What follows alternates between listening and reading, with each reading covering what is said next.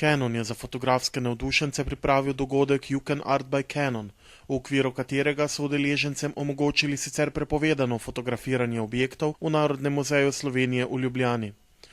Z zbranimi so svoje znanje delili tudi priznani fotografi Manca Juvan, Veljko Jukić ter Aleš Bravničar. Jaz sem predstavljal v bistvu angažirano fotografijo, dokumentarno angažirano fotografijo skozi zgodbo o tretjem spolu na Tajskem. Zgodbo o posameznikih, ki so se rodili kot fantje in so potem zaživeli kot ženske, se pravi male to female transgenders, transspolniki. Živimo v časih, kjer je na vsak način treba razmišljati o tem, kako komuniciramo.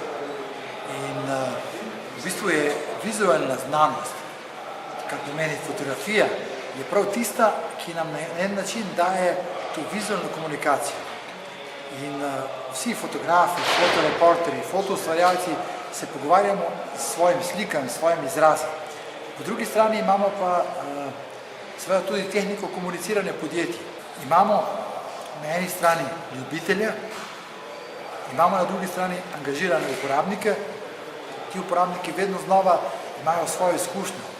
Tako da v bistvu fenomenalna stvar je, da se tudi te izkušnje delijo v nekem širšem naboru uporabnikov, ki potem nekateri to gledajo profesionalno, drugi gledajo ljubiteljsko, ampak vedno je to izmenjevanje izkušenj iz sveta, ki je profesionalcev in amaterjev, poteka v obeh smereh.